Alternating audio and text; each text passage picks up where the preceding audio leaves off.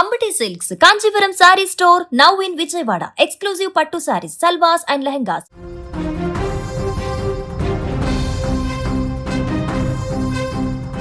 పశ్చిమాసియా గడ్డపైన నెత్తురు ఏరులై పారుతుంది. దశాబ్దాల కాలంగా ఇరాన్ను తన గుప్పెట్లో ఉంచుకున్నటువంటి supreme leader Ayatollah Ali Khamenei శక ముగిసిపోయింది.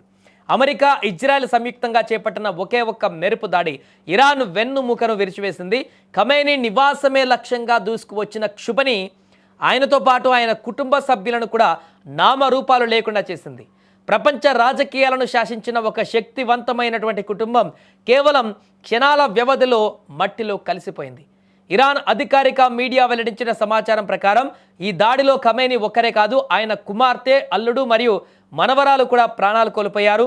సుప్రీం లీడర్ అత్యంత భద్రత మధ్య ఉండే నివాసం పైన జరిగిన ఈ దాడిలో మొత్తం 30 మంది కీలక నేతలు హతమయ్యారు. ఇది కేవలం ఒక సైనిక దాడి కాదు, ఇరాన్ నాయకత్వ వ్యవస్థను పూర్తిగా నిర్వీర్యం చేసేటువంటి ఒక భారీ స్కెచ్ అని విశ్లేషకులు ఇప్పుడు భావిస్తున్నారు. ఐఆర్జీసీ కమాండర్లు, రక్షణ శాఖ మంత్రులు సైతం ఈ దాడిలో మరణించడంతో ఇరాన్ ఇప్పుడు తోచని స్థితిలో పడిపోయింది. ఇక ఈ దాడి తర్వాత అమెరికా అధ్యక్షుడు ట్రంప్ మరింత దూకుడు పెంచారు. ఇరాన్ పైన బాంబుల వర్షం ఇప్పుడే మొదలైందని, రాబోయే వారం రోజుల పాటు ఇది కొనసాగుతుందని ఆయన స్పష్టం చేశారు. ట్రంప్ తీసుకున్న ఈ నిర్ణయం ప్రపంచ దేశాలను వణికిస్తుంది. మరోవైపు ఇరాన్ ఊరుకోలేదు. తన సుప్రీం లీడర్ మరణానికి ప్రతీకారంగా ఇజ్రాయెల్, అమెరికా స్థావరాలు ఉన్నటువంటి 7 గల్ఫ్ దేశాలపైన క్షిపణులతో విరుచుకుపడుతోంది. పశ్చిమాసియా ఇప్పుడు ఒక అగ్నిగుండంలా మారింది.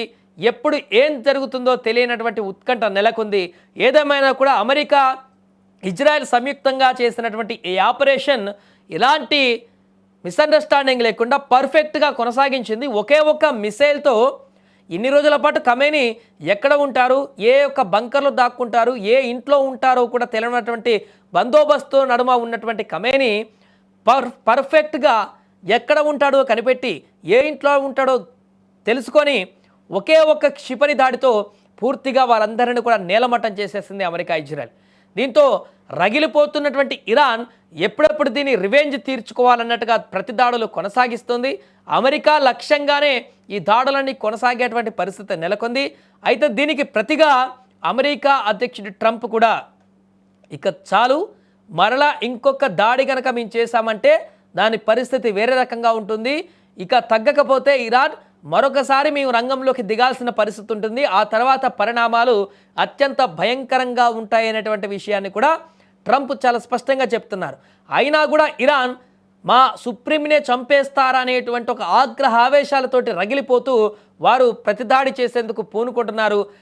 క్షణాన వారి దగ్గర ఉన్నటువంటి డ్రోన్లు, క్షిపణులతో ఇజ్రాయెల్ పైన భీకరంగా విరుచుకుపడుతున్నాయి. మిగతా గల్ఫ్ దేశాలలో కూడా అమెరికా స్థావరాలు ఎక్కడున్నాయో వాటిపైన పూర్తి స్థాయిలో దాడులకైతే కొనసాగుతుంది. ఇది మధ్యప్రాచ్యంలో ఒక 3వ ప్రపంచ యుద్ధానికి దారి తీసిందా అనేటువంటి సందేహాలను ఇప్పుడు వెలికి తీస్తుంది. ఎందుకంటే ఒక్క దేశం, 2 దేశాలతో కాదు, ఇది ఆల్మోస్ట్ చాలా దేశాలు కూడా ఇన్వాల్వ్ అయిపోయి దాడులు కొనసాగుతున్నటువంటి పరిణామంలో ఇరాన్కు సపోర్ట్గా ఇంకేదైనా దేశాలు వస్తే ఇది ఖచ్చితంగా 3వ ప్రపంచ యుద్ధానికి దారితీసేటువంటి పరిణామాలుగా కనిపిస్తున్నాయి.